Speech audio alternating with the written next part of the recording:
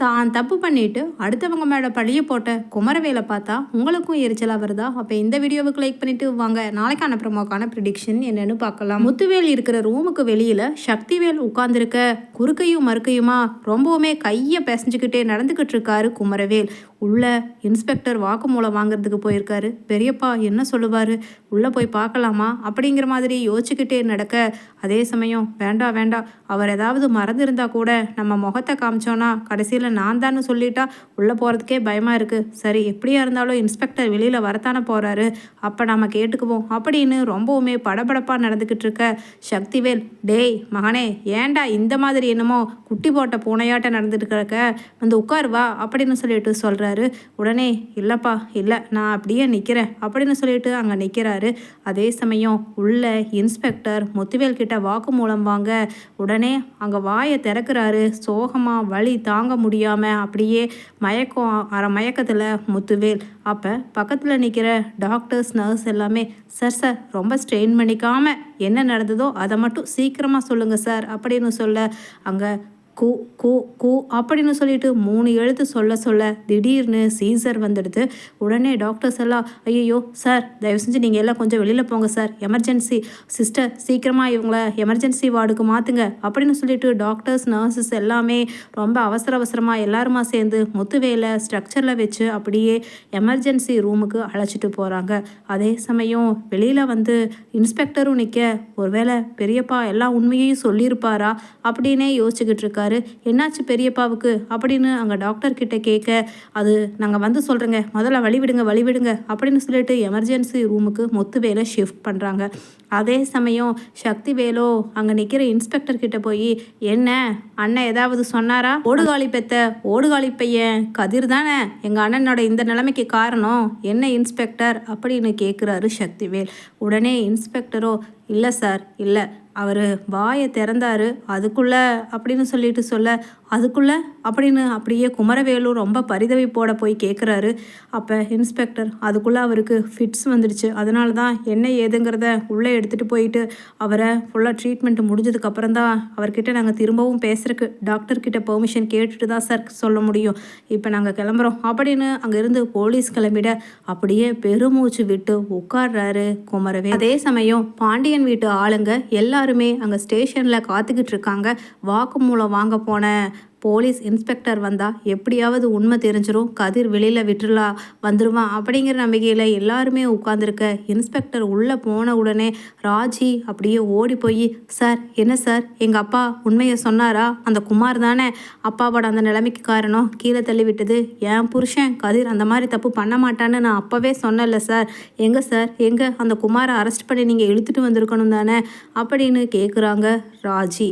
அதே சமயம் இன்ஸ்பெக்டர் சொல்கிறாரு, சாரிம்மா சாரி, நாங்கள் போய் அவரை என்கொயரி பண்ணலாங்கிற போது அவருக்கு ஃபிட்ஸ் வந்து எமர்ஜென்சி வார்டுக்கு அனுப்பிச்சிட்டாங்க, அதனால் பேச முடியலை. ஸோ உங்களுக்கு நான் இப்போதைக்கு இதுக்கு பதில் சொல்ல முடியாது, அன்டில் தென் நான் கதிரை உள்ளதாக வச்சுருக்க முடியும் அப்படின்னு சொல்லிட்டு அங்கே சொல்ல, பாண்டியன் அதிர்ச்சியில், என்ன சார் பேசுகிறீங்க, தப்பு பண்ணவன் குற்றவாளி அந்த குமரவேல், அவன் வெளியில் சுற்றிட்டு இருக்கான், ஏன் மகன் தண்டனையை அனுபவிக்கணுமா அப்படின்னு கேட்குறாரு பாண்டியன். உடனே இன்ஸ்பெக்டரோ, இல்லை மிஸ்டர் பாண்டியன், உங்கள் பையன் குற்றம் பண்ணலைங்கிறதுக்கு எந்த ஆதாரமும் இல்லையே, அதான் அந்த குமரவேல் உறுதியாக சொல்கிறாரே, சொத்துக்காகத்தான் இந்த பொண்ணை இப்படி இழுத்துட்டு போய் கல்யாணம் பண்ணி கடைசியில் எங்கள் பெரியப்பாவையே கொல்ல பார்த்தான்னு. அப்போது அந்தளவுக்கு ஸ்ட்ராங்காக அவங்க ஃபேமிலி சைடு சொல்லும் பொழுது இப்போதைக்கு இவங்களை வெளியில் விட முடியாது அப்படின்னு சொல்லிட்டு எல்லாருமா சோர்ந்து போய் சோகமாக போலீஸ் ஸ்டேஷனுக்கு வெளியில் வர்றாங்க. அதே சமயம் டாக்டர்ஸ் அண்ட் நர்சஸ் எல்லாம் சொல்கிறாங்க, இத்தனை பேர் வெளியில் நிற்காதீங்க, யாராவது ஒருத்தர் வெயிட் பண்ணால் போதும், எல்லாமே நாங்கள் பார்த்துக்குவோம் அப்படின்னு சொல்ல, உடனே சக்திவேல் வடிவுக்கிட்ட, அண்ணி நீங்கள் எல்லாம் வீட்டுக்கு போங்க, மாறி அண்ணியை கூட்டிகிட்டு போ, நான் ஒருத்த மட்டும் இங்கே இருந்துக்கிறேன் அப்படின்னு சொல்ல, அதே சமயம் அங்கே அப்பத்தாவோ உட்காந்து மூக்க சிந்திக்கிட்டே அழுதுகிட்டு இருக்க, உடனே பக்கத்தில் போய் சக்திவேல் சொல்கிறாரு, என்ன அத்தா உனக்கு தனியாக சொல்லணுமா, போ அண்ணியை கூட்டிகிட்டு மாறி வடிவுன்னு எல்லாருமே போங்க, நான் இப்போ குமரவேலை வர சொல்கிறேன், டே குமார் இந்தாடா கார் சாவி, போய் இவங்க எல்லாத்தையும் வீட்டில் விட்டுட்டு நீ அங்கேயே தூங்கி எழுந்திரிச்சு நான் ஃபோன் பண்ணால் வந்தேன்னா போதும், காலையில் வந்தால் போதும் அப்படின்னு சக்திவேல் சொல்கிறாரு. உடனே குமரவேல் சொல்கிறாரு, இல்லைப்பா நீங்கள் போங்கப்பா, நான் இருந்துக்கிற பெரியப்பா கிட்ட அப்படின்னு சொல்லிட்டு சொல்ல, அதே சமயம் சக்திவேலும் அதுவும் சரிதான், சரிடா மகனே பார்த்து பத்திரமா இரு, நாங்கள் வரோம் அப்படின்னு, அத்தா நட அண்ணி, அழுகாமல் நடங்க அண்ணி, அண்ணன் நல்லா இருவார் அப்படின்னு சொல்லிட்டு மாறி வடிவு அப்பத்தாவை கூட்டிகிட்டு வீட்டுக்கு கிளம்பிடுறாரு சக்திவேல். அதே சமயம் இனிமேல் பெரியப்பா எப்படியாவது வெளியில் வந்தால் உண்மையை சொல்லத்தான் போகிறாரு. இந்த உண்மை நான் தான் பெரியப்பாவை தள்ளிவிட்டேன்னு நம்ம வீட்டு ஆளுங்களுக்கு தெரிஞ்சா பெரியம்மா நிச்சயமாக சும்மா இருக்க மாட்டாங்க, அப்பத்தாவும் சும்மா இருக்காது, 2 பேருமே சேர்ந்து கூட போலீஸில் என்னை காட்டி கொடுத்துருவாங்க. ஐயையோ, அதுக்கப்புறம் ஏற்கனவே நமக்கு ரொம்பவுமே மான மரியாதை கெட்டு போலீஸ் ஸ்டேஷன் அங்கே இங்கேன்னு எப்படியோ அரசி போட்ட பிச்சையில் இப்போ நம்ம வெளியில் சுற்றிக்கிட்டு இருக்கோம். அதனால் அதை கெடுத்துக்க வேண்டாம். அதனால் ஒரே முடிவாக பெரியப்பாவை நல்லா நம்ம தூங்கிக்கிட்டு இருக்கும் பொழுது தீத்துறது தான் வழி அப்படின்னு மனசுக்குள்ளே ரொம்ப நேரமாக குழப்பிக்கிட்டு நடந்துக்கிட்டே இருந்த குமரவேல் முடிவு பண்ணி ஸ்ட்ராங்காக அங்கே வெளியில் உட்காந்துருக்காரு எமர்ஜென்சி ரூமில். அதே சமயம் இங்கே யாருங்க, யார், முத்துவேலோட அட்டெண்டர் யார் அப்படின்னு கூப்பிட அப்படியே நெகத்தை கொறிச்சிக்கிட்டு வெறித்தனமாக இருக்கிற குமரவேல், நான் தான் அப்படின்னு சொல்லிட்டு எழுந்திரிச்சு போக, சரி இப்போதைக்கு இவர் ஆல்ரைட், எல்லாமே நல்லா தான் இருக்காரு, நல்லா மயக்கத்தில் தூங்கிக்கிட்டு இருக்காரு, அதுக்கான மெடிசன்ஸ் கொடுத்துருக்கோம், இவரை நீங்கள் ரூமுக்கு ஷிஃப்ட் பண்ணிக்கலாம், கூடவே ஒரு நர்ஸ் இருப்பாங்க, ஏதாவது ஒன்றுனா நீங்கள் அவங்களோட ஹெல்ப்பை வாங்கிக்கலாம் அப்படின்னு சொல்லிட்டு டாக்டர்ஸும் அங்கேருந்து டாக்டர்ஸ் ரூமுக்கு போயிடுறாங்க.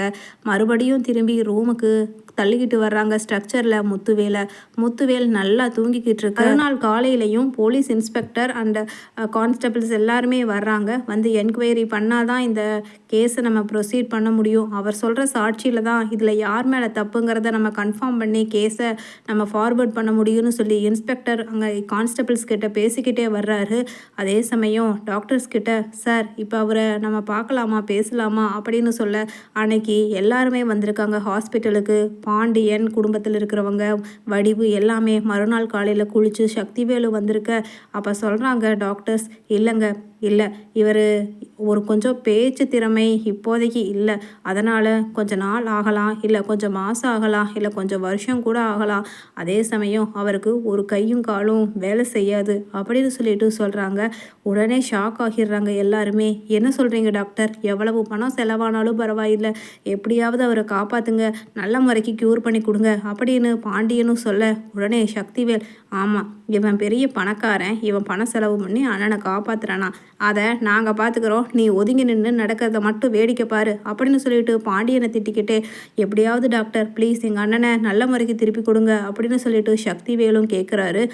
அதே சமயம், இல்லைங்க நாங்கள் சொல்லியாச்சு, இன்னும் சில மணி நேரத்தில் கூட அந்த பேச்சு திரும்பி வரலாம், இல்லை பல நேரம் ஆகலாம், அது நான் சொல்லியாச்சு, அதுக்கும் மேலே ஆண்டவன் கையிலங்க அப்படின்னு சொல்லிட்டு அங்கேருந்து டாக்டர்ஸ் கிளம்பி போயிட, உடனே அங்கே உள்ளே போய் இருக்கிற குமரவேல் பார்க்குறாரு.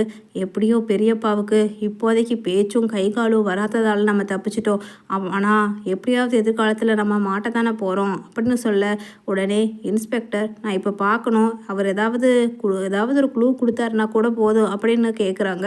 உடனே சக்திவேல் கிட்ட குமரவேல் வந்து, அப்பா இப்போல்லாம் அனுமதிக்க முடியாதுப்பா, ஏன்னா அவரே ரொம்ப டயர்டாக எவ்வளவோ மருந்தெல்லாம் உள்ளே போட்டிருக்காங்க, தூங்கணும்னு சொல்லி டாக்டர் சொல்லியிருக்காங்க அப்படின்னு சொல்லிட்டு அங்கே வாதிட்டு, நான் பார்த்துக்கிற பெரியப்பாவை எல்லாரும் வெளியில் இருங்க அப்படின்னு குமரவேல் இருக்கிறாரு.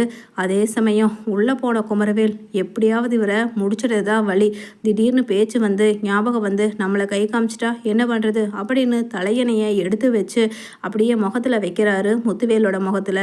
அதை கொஞ்சம் கூட எதிர்பார்க்காம திடீர்னு உள்ளே வர்ற ராஜி கண்ணாடியை பார்த்துடுறாங்க. என்னது, அப்பாவோட முகத்தில் இவன் தலகணியை வச்சு அமுத்துறான் அப்படின்னு சொல்லிட்டு எல்லாத்துக்கிட்டேயும் கூப்பிடுறாங்க.